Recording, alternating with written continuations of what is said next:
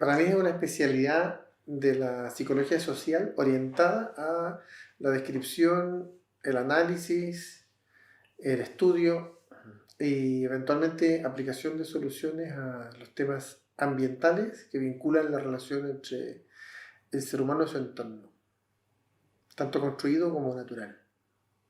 Teniendo en cuenta esto que he dicho, ¿no? Tiene que ver mucho con algunos psicólogos ambientales o psicólogos sociales que han hecho aproximaciones en términos de los temas que trabajo. Por ejemplo, los temas que tienen que ver con identidad, construcción de la identidad social. Para ello, claro, por ejemplo, yo he trabajado con las medidas, las escalas que ha desarrollado, por ejemplo, Susan Clayton sobre identidad ambiental. Pero cuando tú empiezas a buscar sobre teoría de la identidad, te vas a psicólogos sociales, te vas a interaccionismo simbólico, te vas a las categorías de clasificación de la identidad de Turner. Entonces, vuelves siempre a los referentes teóricos de la psicología social, aunque no hayan hecho aplicaciones ambientales. Bueno, a ver, tendré que ponerlo en contexto, porque yo trabajé durante mucho tiempo en la administración pública, trabajé en lo que en Chile era la Comisión Nacional del Medio Ambiente de la región metropolitana de Santiago, de Chile, ¿vale? Que es la región más poblada del país, con una cantidad de problemas ambientales que te puedes imaginar tremendos, ¿no? De la gestión del territorio, el problema de los residuos, evaluación de impacto ambiental de proyectos grandes de obra pública, como la ampliación del aeropuerto y cosas de ese tipo, ¿no? Y cuando decidí dar el vuelco hacia la investigación para formarme doctoralmente, intenté hacer un cambio de tema, cambio de folio. Yo había estado trabajando mucho en temas de participación ciudadana y sobre todo educación ambiental. Pero cuando llegué a mi primera reunión con mi doctorando en la Universidad Complutense de Madrid, yo dije, mira, el tema que tú me pongas. Yo vengo a aprender, vengo a trabajar. Y lo que hizo en ese momento mi doctor, mi tutor, que Juan Ignacio Aragonés, él cogió un artículo publicado en el Journal of Environmental Psychology por Paul Wesley Schultz, que es un psicólogo ambiental de la Universidad de California, San Marcos, que había hecho una adaptación de un test de asociaciones implícitas, el de Anthony Greenwald, que se creó en el año 98, pero para el estudio de la conexión entre el self, o el yo, y el medio ambiente, natural y construido. Y era la novedad metodológica. Entonces yo creo que Juan Ignacio me planteó ese desafío porque él admira mucho a Wesley Schultz. Y además esto de lanzarse una innovación tecnológica, el IAT no se había utilizado en psicología ambiental antes, me pareció entretenido. Entonces me pasó ese artículo. Y me dijo, tú tienes que cogerlo como si fuera, me lo dijo entonces, tienes que cogerlo como si fueras un carpintero frente a un armario y empezar a desmontarlo tornillo por tornillo, clavo por clavo, bisagra por bisagra, puerta, todas sus piezas, desarmarlo y volverlo a armar.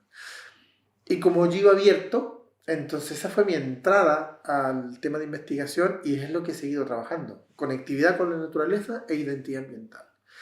Entonces tenía que ponerlo en contexto porque yo he tenido aproximaciones a lo ambiental antes, de hecho en el grado en psicología en la Universidad de Santiago de Chile también, y fui voluntario de la ONG ambiental más antigua de Chile y me iba a los parques naturales a hacer sendas y cosas de este tipo.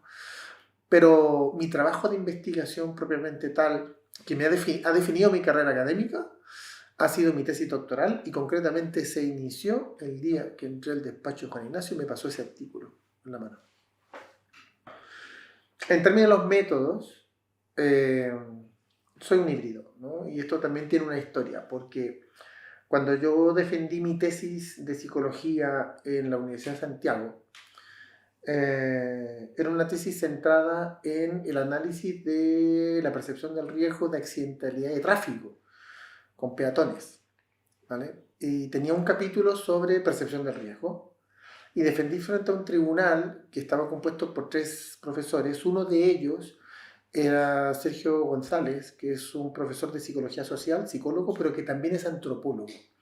Y recuerdo que entre los comentarios que me dio el feedback, me dijo, te falta muchísimo en tu capítulo para aproximarte al concepto de riesgo desde las ciencias sociales.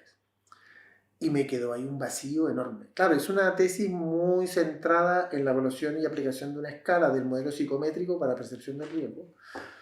Y no tenía una reflexión desde las ciencias sociales sobre lo que era el riesgo concretamente. Desconocía esa literatura yo también, pese a que tuvimos formación antropológica y de ciencias sociales en la carrera, pero no vimos nada de los críticos a la modernidad y esas cosas. Entonces decidí, como ya en esa época sentía que estaba inducido a la metodología cuantitativa y ese enfoque epistemológico de la psicología, decidí dar un paso al margen y formarme en un enfoque epistemológico diferente y hice el máster de Antropología y Desarrollo de la Universidad de Chile.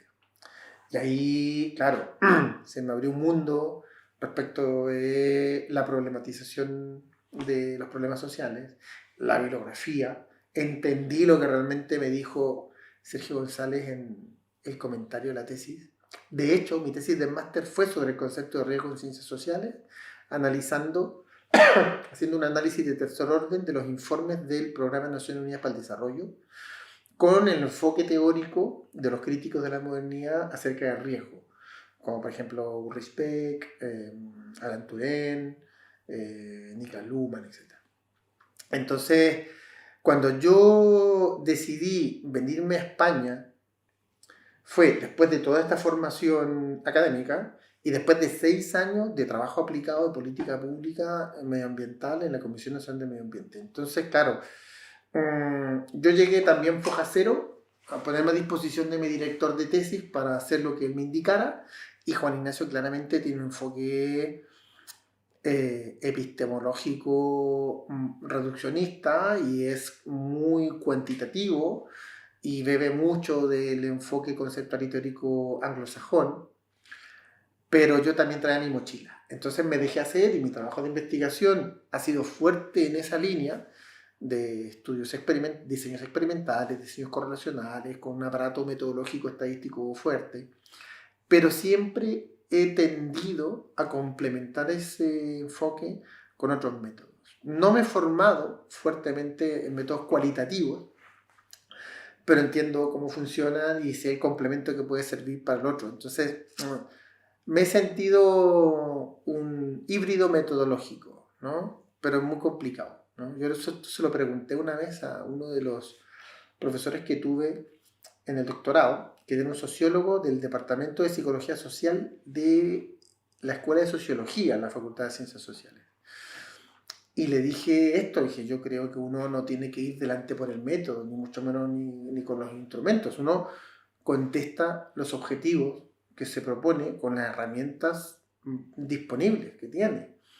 Y él me dijo, es cierto, Pablo, pero también es cierto que aprendemos a hacernos las preguntas de determinada manera, que te conducen a utilizar el método con el que más fuerte te sientes. Yo diría que intento tener esta disposición abierta a la metodología de investigación, que sea subsidiaria a los objetivos, a los métodos a los objetivos que nos proponemos, pero sí que reconozco que yo me echo más fuerte en métodos cuantitativos. Hay mucho ahí por hacer.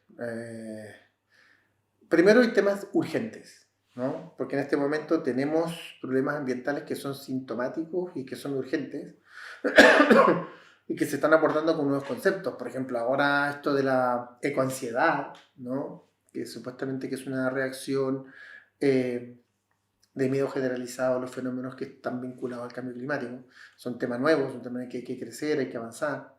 Hay mucha sintomatología de salud vinculada con los problemas ambientales, tiene que ver con el burnout, con la depresión y otros fenómenos. Yo creo que en eso hay bastante que crecer y hay urgencia. Pero también creo que uno de los desafíos que tenemos, por la experiencia que tengo y el contacto con los colegas, que nos falta mucho aprender en el trabajo interdisciplinario.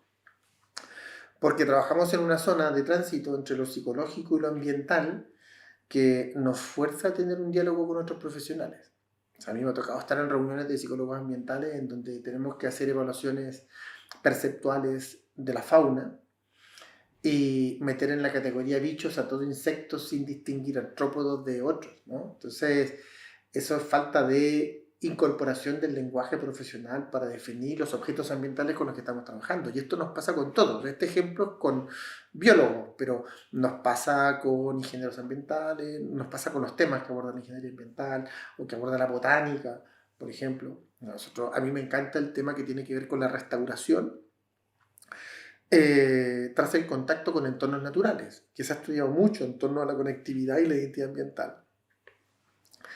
Pero no hay mediciones publicadas en las revistas clásicas de psicología ambiental que operacionalicen el factor ambiental que esté relacionado, por ejemplo, con los fitoncidas que se producen, que es algo que los botánicos han estudiado hace mucho tiempo, y la reacción, el efecto que tiene en la recuperación del sistema inmunológico, por ejemplo. Entonces, esa es información que el psicólogo no está formado porque no da la formación psicológica para tener una formación multidisciplinar tan densa. De hecho, ya es muy difícil que ingrese la psicología ambiental como un tema en las asignaturas troncales obligatorias de psicología en general. Entonces, ese es el trabajo interdisciplinario, para poder entenderse, incorporar los conceptos y profesionalizar el lenguaje. Yo creo que ahí hay un trabajo pendiente, muy importante. Sinceramente, no sé si se puede resolver este problema con un programa de formación de máster, porque un programa de formación de máster también está acotado en el tiempo, y ya conocer entonces el artefacto literario, teórico y metodológico que se aplica en psicología ambiental ya da de sí para hacer el máster, menos para conocer otras disciplinas. Creo que tenemos que volcarnos a un trabajo interdisciplinar con generosidad, y esa es una tarea pendiente. Profesionalizar el lenguaje, abrirte a compartir con los demás, no psicologizarlo todo y entregarse a otras disciplinas. Y estoy dando dos ejemplos, botánicos y biólogos, pero también nos pasa con la geografía. Yo diría que a lo mejor con la arquitectura, por la historia de la psicología ambiental, hay mucha más experiencia, ¿no? Hemos incorporado con naturalidad el concepto de proxémica, el concepto de satisfacción residencial, porque son décadas. La psicología ambiental nació de la mano de los problemas planteados por la arquitectura y el diseño. Entonces, yo creo que en eso hemos recorrido más, pero los problemas que estamos enfrentando ahora requieren que nosotros tengamos una aproximación complementaria y profesionalizar el lenguaje. Yo diría que ese es un desafío que a mí me interesa y me preocupa mucho. Por un detalle, por ejemplo, los climatólogos estudian un fenómeno que está relacionado con lo que denominan meteorobiología, es decir, efectos que pueden ser psicológicos, pues, de salud física y mental, relacionados con los cambios de las estaciones climáticas. ¿Vale? No hay ni un artículo publicado en el Environmental Behavior o en el Journal of Environmental Psychology sobre ese tema. Entonces, nos falta un diálogo interdisciplinario. Pareciera que no, como si estuviera ya todo hecho, pero nos falta en ese sentido dejar ciertos dogmas e incorporar la profesionalización del lenguaje estos conceptos. Podría decirte más. Creo que hay otra deuda pendiente en la aplicación. Y tal vez se deba al carácter de las personas que nos dirigimos a ciertas profesiones o ciertas carreras, ¿vale? Porque no se insertan los psicólogos en el sistema de gestión pública o política de los temas ambientales. No están en la toma de decisiones. Probablemente el mejor colocado de todos fue Paul Stern en Estados Unidos, que trabajó en la agencia de evaluación ambiental, pero probablemente ha sido el único que ha llegado a un cargo tan importante en materia de gestión política y ambiental. Yo fui el primer psicólogo en entrar a la Comisión Nacional de Medio Ambiente. Tuve la oportunidad de llevar alumnos en práctica, un par por lo menos, psicólogos también que les gustaba la psicología ambiental, y uno de ellos se quedó trabajando ahí y actualmente trabaja en la nueva administración ambiental, en el servicio de evaluación de impacto ambiental. Pero es raro, ¿no? Entonces, yo creo que ahí hace falta también un trabajo. No quiero decir que los psicólogos se pasen a diputados, se vuelvan políticos de la gestión ambiental, pero hay que tener ahí un trabajo de participación, influencia, involucrarse en las agendas, por ejemplo, en distintos niveles, ¿vale? Incluso yo creo que el trabajo de base es un trabajo que en materia política se ha perdido bastante, ¿no? hay que entender del mundo político. Yo nunca fui político, pero en los 6 años que trabajé en la Comisión de Medio Ambiente tuve que aprender y claramente observé que el trabajo de base con los organismos territoriales, con proyectos locales, es un trabajo muy importante que tiene un sentido político, un sentido aplicado, político con mayúscula, ¿no? De política ambiental, ejecutar una política ambiental. Y para eso no estamos preparados tampoco. Yo creo que la psicología en general se ha volcado a un formato de ciencia de la salud por una tendencia eh, internacional de centrar los problemas en factores materiales y nos hemos abierto menos a ese contacto con el entramado político territorial que permite hacer este tipo de intervenciones. Entonces ahí tenemos también una deuda pendiente que no sé si podremos superar, porque la tendencia de la formación en psicología tiende más a ciencias de la salud, más que a ciencias sociales. ¿Ah? Que tampoco sé si la solución sería que la psicología fuera una ciencia social, yo creo que no, pero al menos una etapa de formación de máster o realizar proyectos de investigación con transferencia en el sistema público, por ejemplo. Eso podría ser opciones. Yo creo que ahí tenemos una deuda pendiente también importante. De la movilidad, la cooperación. Yo creo que en ese escenario podríamos explicar la relación Chile-España en materia de psicología ambiental.